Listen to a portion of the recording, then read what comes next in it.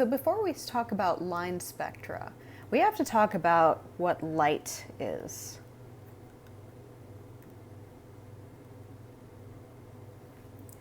All right, so we can actually see light in two different ways. We can see it as a wave or as a particle.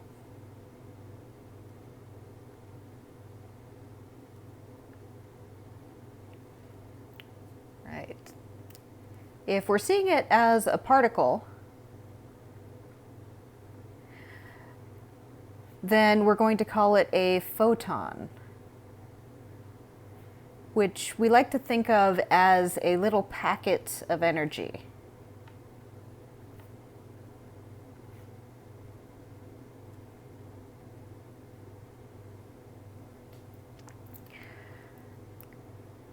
With the wave properties, which we'll be observing today,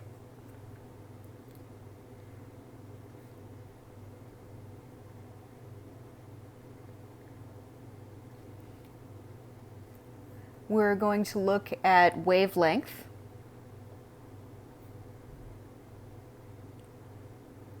and the symbol we use for that is the Greek letter lambda. Okay, and that just means the distance from peak to peak of the wave.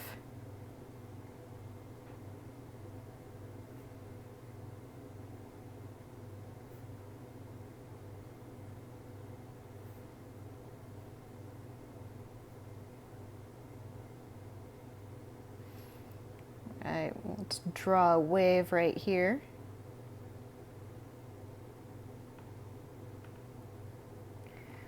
Right, so this distance right here is our wavelength. Okay, and the unit for wavelength is going to be meters.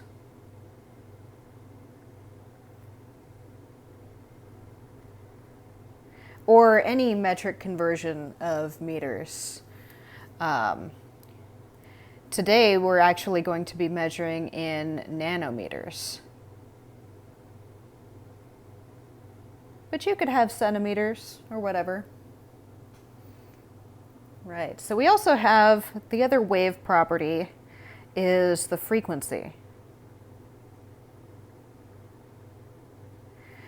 And what that is the number of oscillations per second, the number of cycles per second.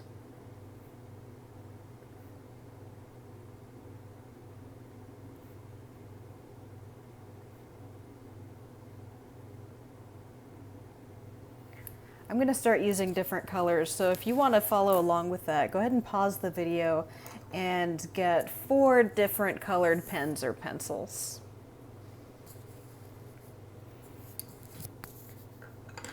Right, so if we're looking at frequency, then we would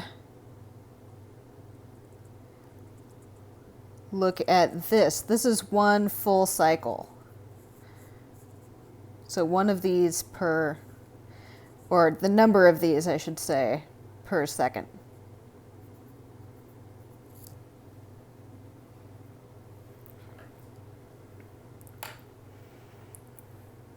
Right, so we have some important equations.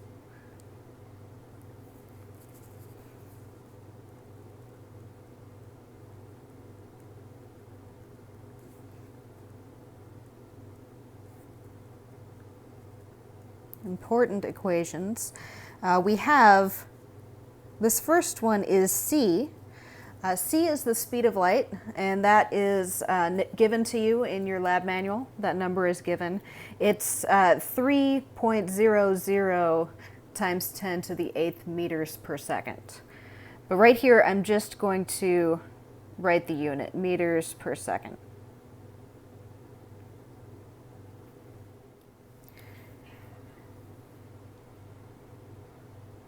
Lambda in meters times the frequency. That's the Greek letter nu. I should have told you that up here. And the unit is 1/seconds. There we go. So I've got lambda in meters and I've got frequency in 1/seconds. So if you take a look at the units on either side, nothing cancels here. You end up with meters per second on both sides of the equation. Right, the other equation is for energy. We have our energy, and that's going to be in joules.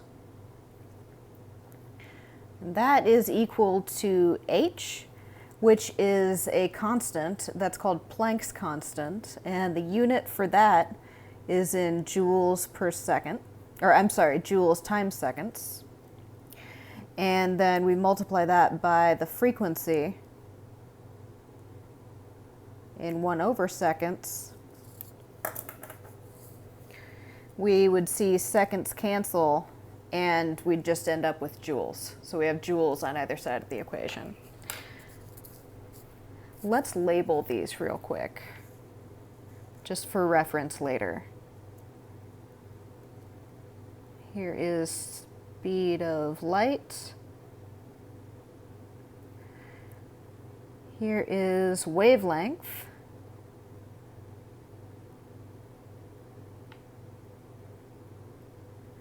And here is frequency.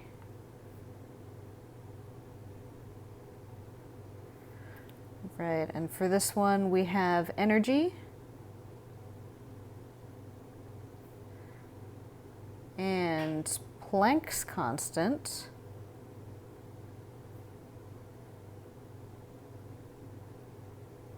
The value for that is given in your lab manual as well. And the frequency.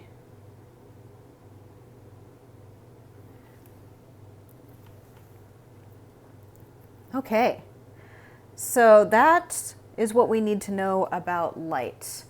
Now let's learn about the Bohr model of the atom. And we will be able to relate these two subjects in a few minutes. Right. So the Bohr model is just one of many models that people throughout history have come up with for the atom. It's not exactly correct. It's what we'd like to call a very, very, very educated guess. But one thing that the model, or two things that the model absolutely work for, is hydrogen and helium. And that's all we're looking at today. So in this model, we have the nucleus in the middle.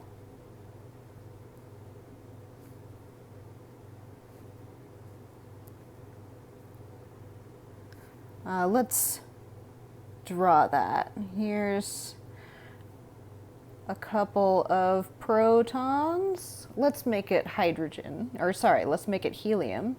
Helium has 2 protons, and then there's some neutrons there.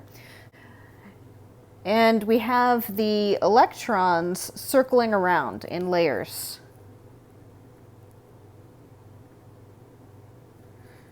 Circling in layers that we're going to call energy levels.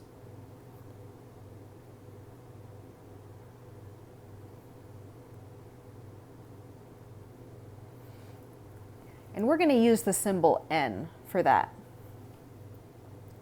So let's draw this out. We have the closest layer, the closest energy level. That's N equals 1.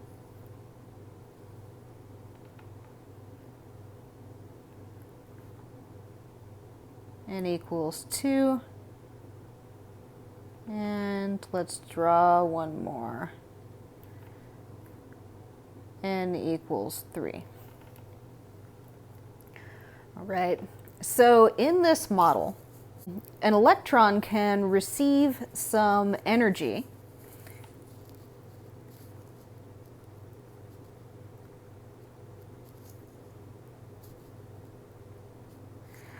and it's going to become excited and jump to the next highest energy level, wherever it was originally.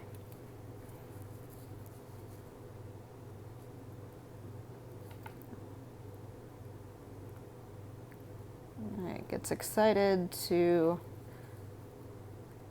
a higher energy level.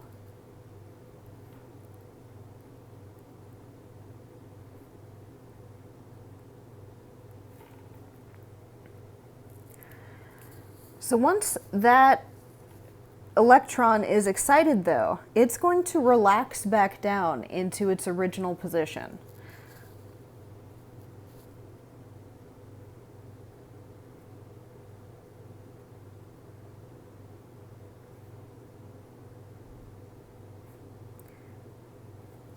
Relaxes down to the original energy level.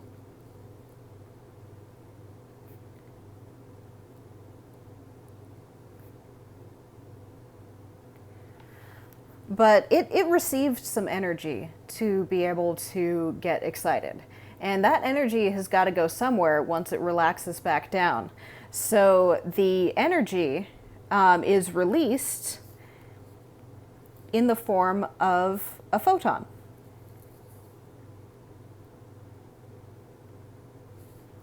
Energy is released as a photon.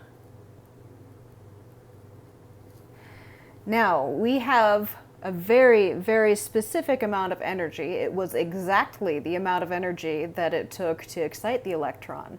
And that exact amount of energy is going to be released as a photon, which means that the photon is going to have a very specific wavelength and frequency.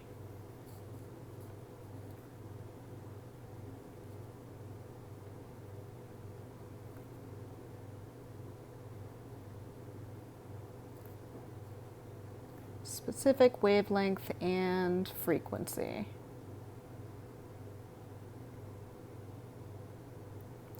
Another way of saying this is that it has its own unique color. Every color that we see, or even the ones that we don't see, have a very specific wavelength. Red is always around 700 nanometers. Violet is always around 400 nanometers. So let's look at what happens in our drawing when an electron gets excited. So let's say the electron started at the n equals 1 position. I'm using my blue pencil here. Let's say it jumps up to the n equals 2 position and then relaxes back down. And so for that specific amount of energy, we are going to see this very specific blue wave coming out of there. Let's say the electron originated in n equals 2 and gets excited to n equals 3, relaxes back down, and then we're going to get this very specific orange wave.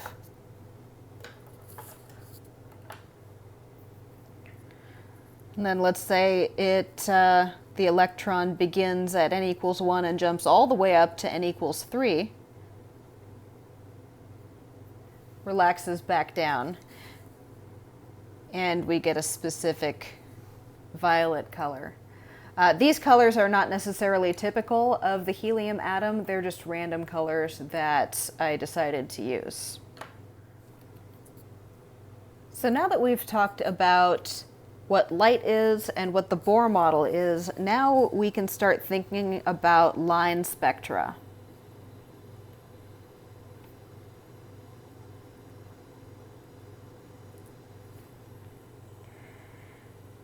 Line spectra represent the spectrum of colors that an individual atom releases. Each individual atom only has a certain number of transitions and thus only a certain number of colors that it can emit. And so a line spectrum is when we spread out all of those colors and you could see each individual one. If an atom was able to have an infinite number of transitions, then we would observe a continuous rainbow along the spectrum. But here we are dealing with only very few, very specific transitions that we can see. So when we're looking at something with the naked eye,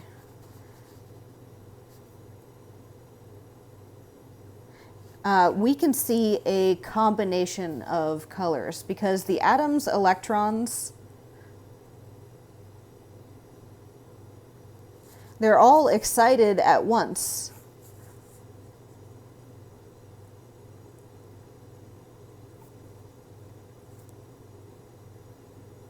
Once you add some energy to the atom, you've got all kinds of electrons all the time jumping up and down constantly.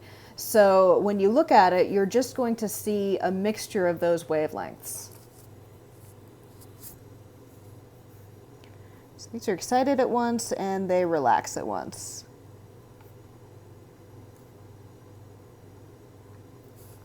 Or at least, I should say, they effectively relax at once. It's just a constant thing that's happening.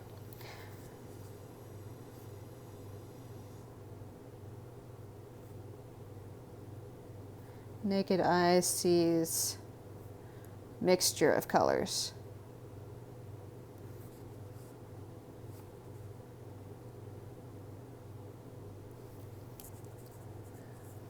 Right, so in our experiments, we are going to spread out the wavelengths so we can look at them individually.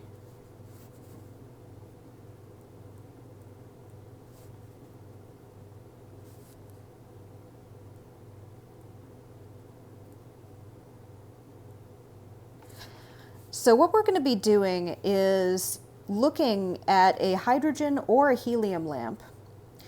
And we're looking at them through an instrument called a spectroscope. And that spectroscope is going to spread out the wavelengths so that you can see each individual color. So how's that going to look? We're going to start here with our lamp. This is hydrogen or helium lamp.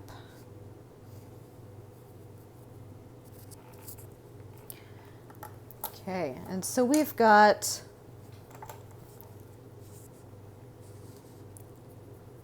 all of our different colors coming off of here all at once, all together.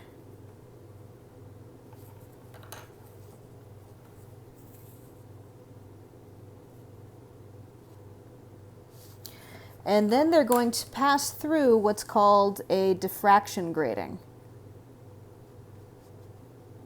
And it's the diffraction grating that spreads these guys out. So then we'll see this one coming up here. This one maybe still going straight. This one coming down here.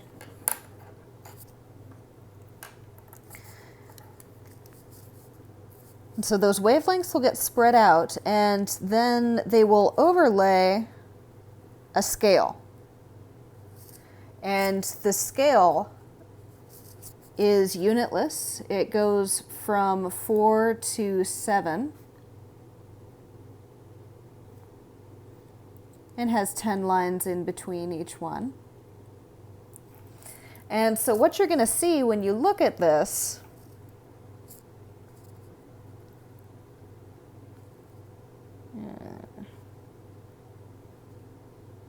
that's an eye. Right, you're going to see lines of each specific color right below the scale.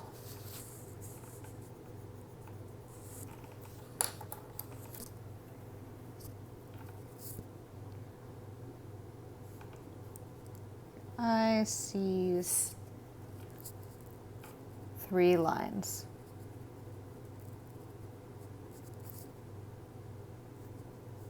Of different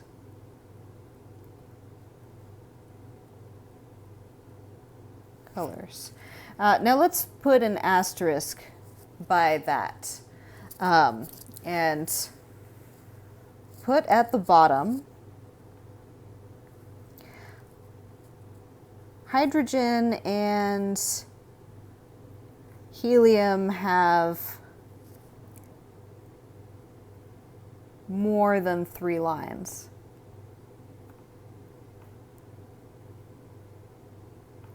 I just used 3 lines in this example to keep it simple.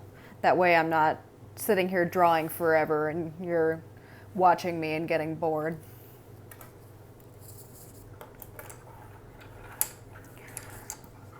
So, what are we going to do with this? The first thing you're going to do is look at the spectrum of helium. Now here, the helium wavelengths are given to you. So once you record where on the scale each color landed, then you have a direct relationship between the spectroscope reading and your wavelength. And so what we're going to do with that is build what we call a calibration curve.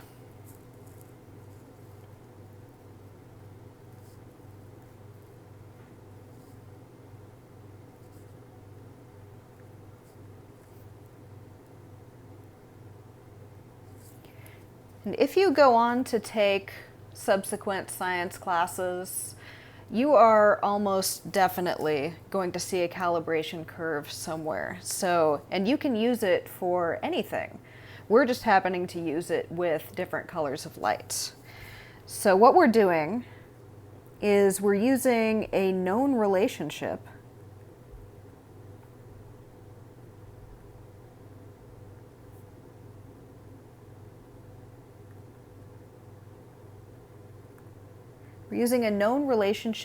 to determine an unknown variable.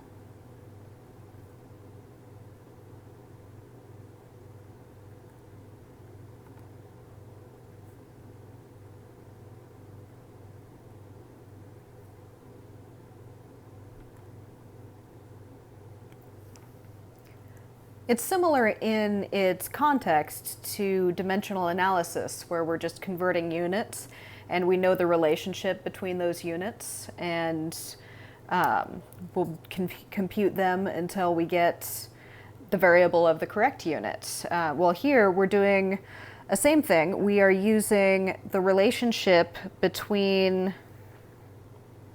the wavelength and the spectroscope scale to determine wavelengths of your unknown. So let's write this down actually. So our line spectrum of helium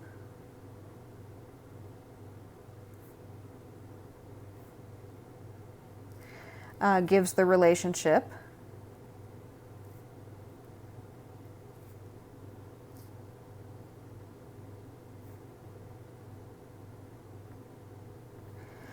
between your scale reading and the wavelength.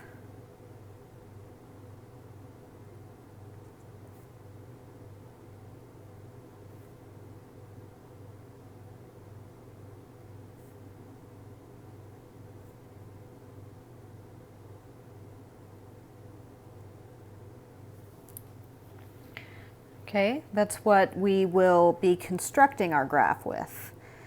And what we'll be using our graph for are to determine the wavelengths of the hydrogen spectrum.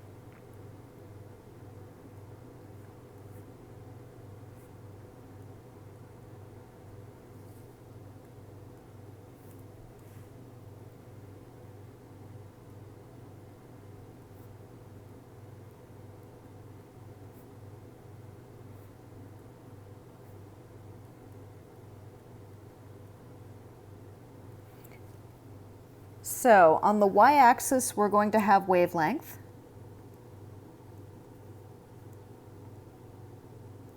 And that's in nanometers. And so we're actually going to start that at our origin here. We're going to put that at 400 nanometers. And up here, we'll put 700 nanometers. The human eye can only see between 400 and 700 nanometers, and every other wave is invisible.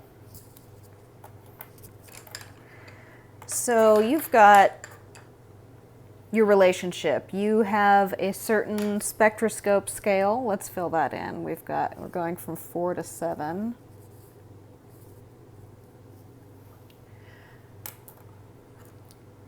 Okay, you don't want to start at 0. Your scale doesn't even go till 0. Your scale only reads from 4 to 7.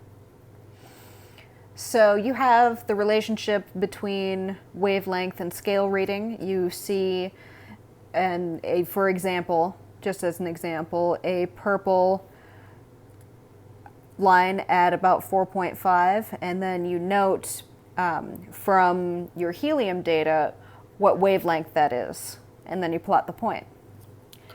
And so you'll plot all of the points.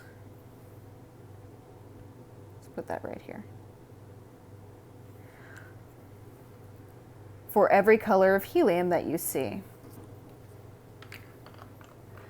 We'll take a straight edge and do what's called a best fit line. Try to include all of your data points, but if some of them deviate, just do the best line you can. And if you don't end up right at the origin, that's okay. So there's your calibration curve, despite the fact that it's a straight line, but it's called a curve. That curve gives us the relationship. So when we say, for example, using this red color, notice in our hydrogen spectrum, something pop up, have a red line pop up between 6 and 7 here. You can, let's put it closer here. You observe that line. You can trace that up until you hit the curve, and then go horizontal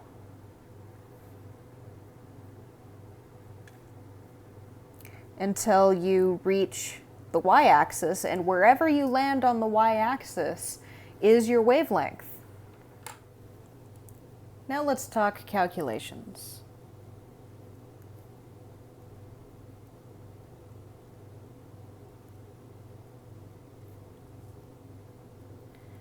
First, the pre-lab questions. So on the first question on the pre-lab, you are calculating the energy difference between every single transition that a hydrogen atom has.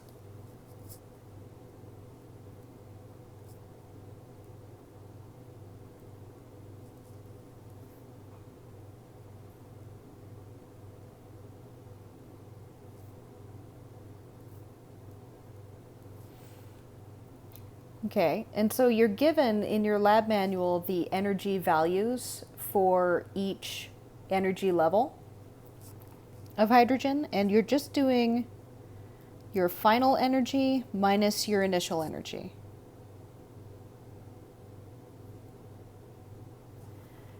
Nothing more than that. And remember, this final energy is in its relaxed state, otherwise known as its ground state. And the initial is the excited state.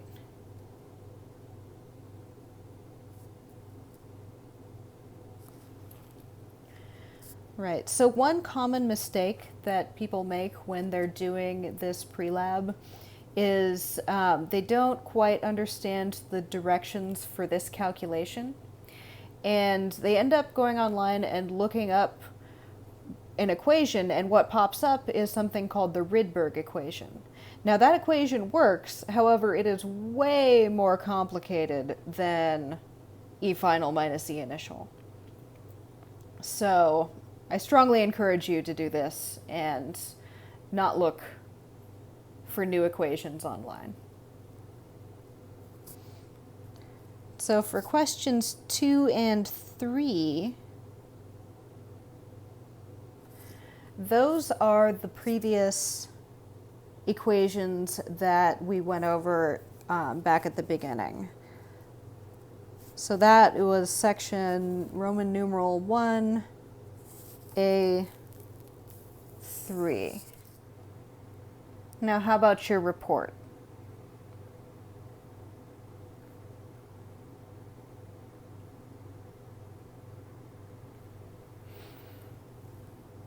Right, so let's make a mock-up of your lab report.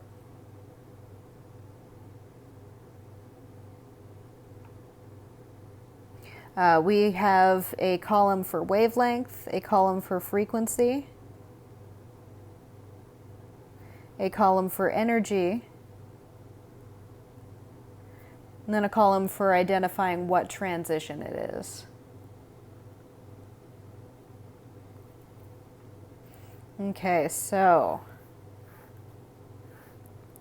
for your wavelength, you get that from your graph, from your calibration curve.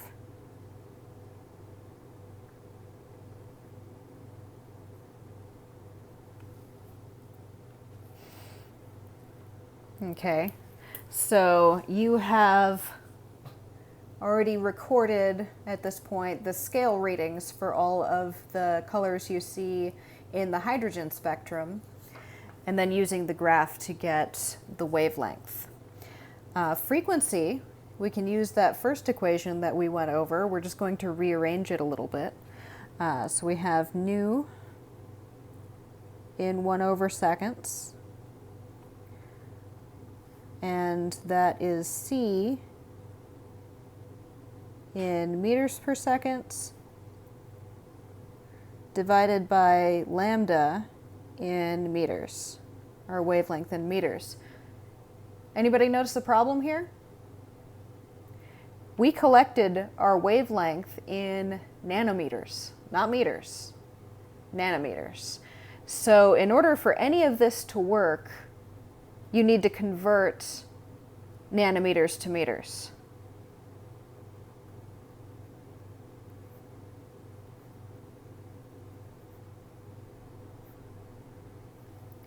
Okay, and 1 meter is equal to 1 billion nanometers, so 1 times 10 to the 9th nanometers. Okay, nanometers are very tiny. Right, so make sure you do that for this calculation. Your order of magnitude, which is where your 0 lands.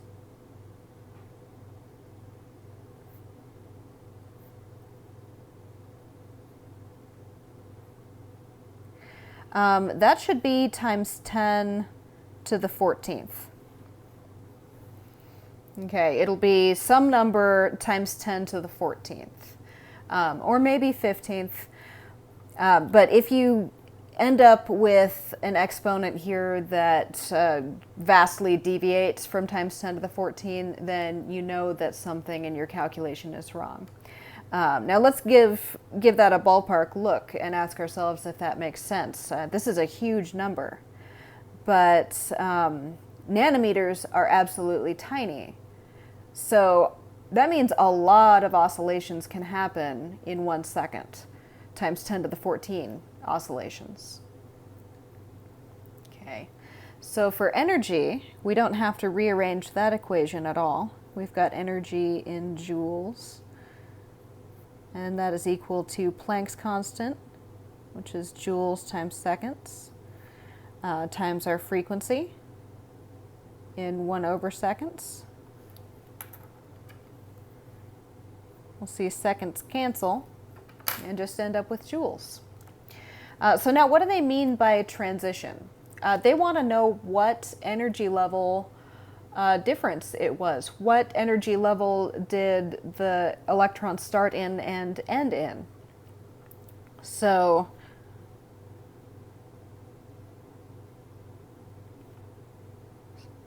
starting and ending transition.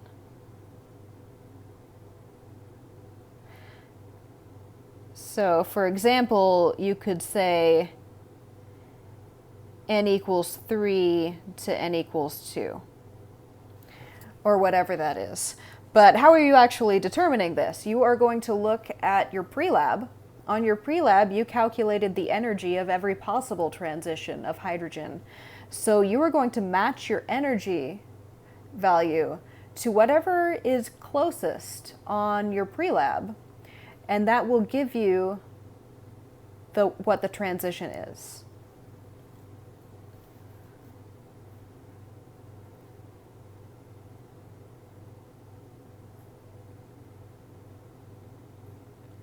Match energy to value on the pre-lab.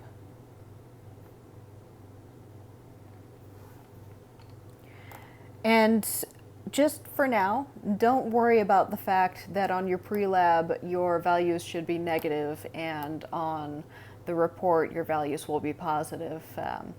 Just ignore that.